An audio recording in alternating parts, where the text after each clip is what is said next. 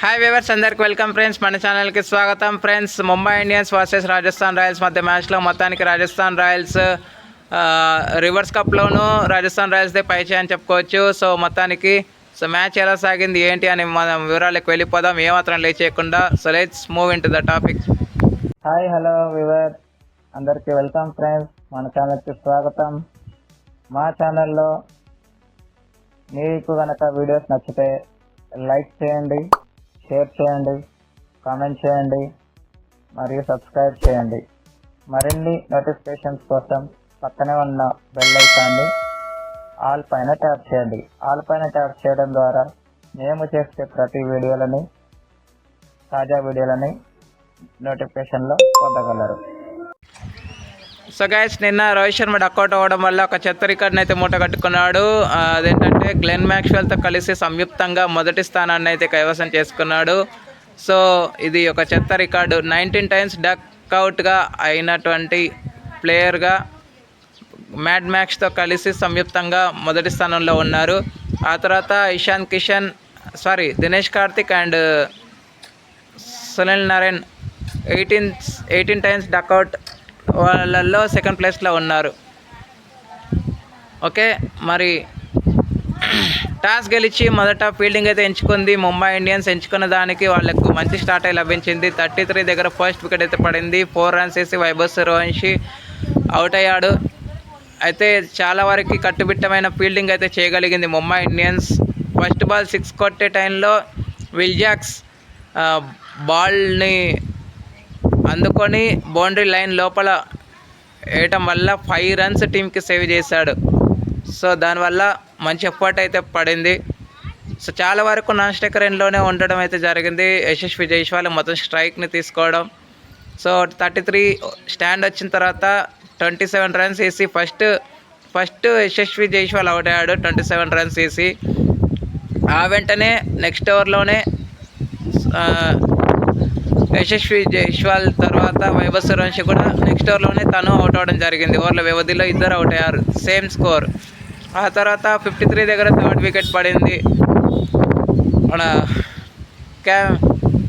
రియన్ Parag 14 runs వేసి అనవసరపు షాట్కి try చేసి తను అవుట్ అయ్యాడు. మంచి నిక్లో కనిపిస్తున్న టైంలో తను అవుట్ అవ్వడం జరిగింది. సో తర్వాత కొంత పార్ట్నర్షిప్ అయితే బిల్డ్ చేశారు అని చెప్పుకోవచ్చు. అయితే ఈ క్రమంలో ధ్రువ్ జురెల్తో పాటు మంచి పార్ట్నర్షిప్ అయితే జరిగింది. డెనవెన్ పెరేరా ధ్రువ్ జురెల్ పార్ట్నర్షిప్ చేస్తున్న టైంలో 50 పార్ట్నర్షిప్ కూడా దాటింది అని చెప్పుకోవచ్చు. బట్ రాంగ్ టైంలో 38 రన్స్ వేసి జురెల్ అవుట్ అయిన తర్వాత ఎవరు ఊహించని విధంగా జాఫ్రా ఆర్చర్ని పంపించడం జరిగింది రాజస్థాన్ రాయల్స్. ఆయన పంపించిన దానికి నమ్మకాన్ని ఒమ్మ చేయకుండా 32 రన్స్ అయితే స్కోర్ చేశాడు. ఇంపార్టెంట్ నాకైతే ఆడడం జరిగింది. సో తర్వాత డెనవెన్ పెరేరా కూడా 18 రన్స్ వేసి తను అవుట్ అయిన తర్వాత శుభం దుబే రావడం, తను విఫలం అవ్వడం 5 రన్స్ వేసి. ఆ తర్వాత శుభం దుబే ఎప్పుడైతే అవుట్ అయ్యాడో తర్వాత జడేజా రావడం జరిగింది. జడేజా అండ్ జాఫ్రా ఆర్చర్ ఇద్దరు కలిసి మంచి పార్ట్నర్షిప్ పుట్టప్ చేసే క్రమంలో 32 రన్స్ వేసి ఫస్ట్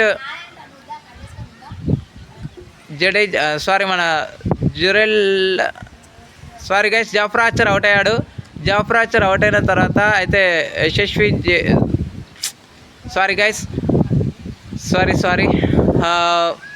రవీంద్ర జడేజా అవుట్ అయ్యాడు అనుకుంటున్న టైంలో నో బాల్ అయితే పడింది. ఆ నో బాల్ నుంచి కోలుకొని 2 బ్యాక్-టు-బ్యాక్ బౌండరీస్ అయితే సాధించడం జరిగింది షార్దుల్ ఠాకూర్ ఓవర్లో.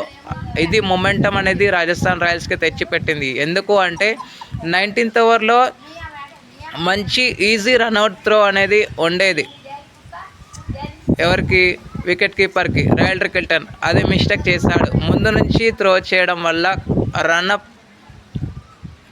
రన్నింగ్ బిట్వీన్ ద వికెట్స్ చాలా ఫాస్ట్గా అయితే కంప్లీట్ అయిపోయింది. సో కాబట్టి వెనక నుంచి స్టంప్ చేసిన చాలా టైం అయితే ఉండింది స్టంప్ చేయటానికి, త్రో చేయటానికి. అది మిస్ చేసుకుంది. దాని ఫలితమే ఇది. ఎందుకంటే ఆ రన్అట్ ఎప్పుడైతే మిస్ అయిందో అక్కడ నుంచి బౌండరీస్ వరద చూపించాడు రవీంద్ర జడేజా. సో మొత్తానికి 19 రన్స్ అయితే చేశాడు. ఆ తర్వాత అంత ఇంత రన్స్ కాంట్రిబ్యూట్ చేసింది 10 రన్స్ కాంట్రిబ్యూట్ అయితే ఇచ్చాడు ఆండ్రూ బర్గర్. సో మొత్తానికి 205 రన్స్ అయితే స్కోర్ చేయగలిగింది.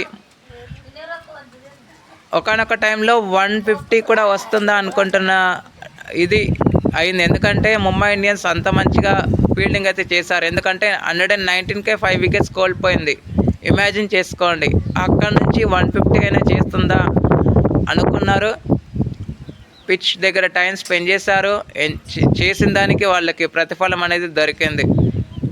సో అనంతరం లక్ష్య ఛేదన ఆరంభించిన ముంబై ఇండియన్స్కి ఇన్ఫాక్ట్ సబ్గా వచ్చినటువంటి రోహిత్ శర్మ ఇన్ఫాక్ట్ అయితే చేయలేక 4 బాల్స్ని ఫేస్ చేసి తను గోల్డెన్ డక్గా వెనుదిరిగాడు. ఆ తర్వాత రైల్డర్ కిల్టన్ కూడా 12 రన్స్ వేసి తను అవుట్ అయ్యాడు. తిలక్ వర్మ నిరాశపరిచాడు 3 రన్స్కి. సో 3 వికెట్స్ చకచక పడిపోయిన తరుణంలో Suryakumar Yadav and Will Jacks ఇద్దరు కలిసి మంచి పార్ట్నర్షిప్ అయితే బిల్డ్ చేశారు. ఈ క్రమంలో 33 బాల్స్లో తను హాఫ్ సెంచరీ అయితే చేసుకున్నాడు. 33 బాల్స్లో హాఫ్ సెంచరీ అయిన తర్వాత 60 రన్స్ అయితే చేశాడు. అయితే మొమెంటం మంచిగా ఉంది అనుకుంటున్న టైంలో 33 రన్స్ వేసి విల్ జాక్స్ అయితే అవుట్ అయ్యాడు. విల్ జాక్స్ అవుట్ అయినాక హార్దిక్ పాండ్యాతో కలిసి మరొక పార్ట్నర్షిప్లో భాగం పంచుకున్నాడు సూర్యకుమార్ యాదవ్. ఏ మొమెంటం అయితే పోయిందో ఆ మొమెంటంని రన్ రేట్ అనేది చెక్లో పెట్టుకుంటూ వచ్చారు హార్దిక్ పాండ్యా అండ్ వీళ్ళిద్దరు పార్ట్నర్షిప్ చేసేటప్పుడు. గెలుస్తుందా అనుకునే దాకా తీసుకొచ్చారు. బట్ ఎప్పుడైతే జాఫ్రా ఆర్చర్ 3 రన్స్ ఇచ్చి ఒక వికెట్ అయితే తీసుకున్నాడో మొమెంటం అనేది మొత్తం ఆర్ఆర్ వైపు రావడం జరిగింది. క్రూషియల్ టైంలో సూర్యకుమార్ యాదవ్ కూడా అవుట్ అవ్వడం వల్ల ముంబై ఇండియన్స్కి దారులు మూసుకుపోయాయి. సో ముఖ్యంగా చెప్పాలి అంటే డెత్ ఓవర్స్ అనేది ఆర్ఆర్కి కలిసి వచ్చే అంశంగా చెప్పుకోవచ్చు. వాళ్ళు స్ట్రాటజీ టైమ్అవుట్ ప్లాన్ బి చక్కగా అమలు చేశారు.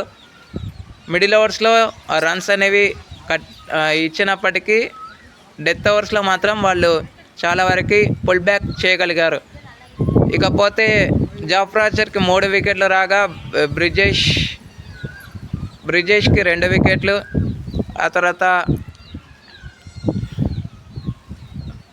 ప్రతి ఒక్కరికి 2 వికెట్లు అయితే పంచుకున్నారు. సో బర్గర్కి 2 వికెట్లు అయితే రావడం జరిగింది. 5 ఎక్స్ట్రాస్ అయితే ఇచ్చారు. ఇక player of the match award అయితే no doubt no surprise all round షోతో ఆకట్టుకున్నటువంటి జాఫ్రా ఆర్చర్కి player of the match award అయితే రావటం జరిగింది. Okay friends, thank you. ఇలాంటి అప్డేట్స్ కోసం ఛానల్ని సబ్స్క్రైబ్, షేర్, కమెంట్ చేయండి. మరొక అప్డేట్తో మీద ఉంటాను ఫ్రెండ్స్. అంతవరకు సెలవు, నమస్కారం.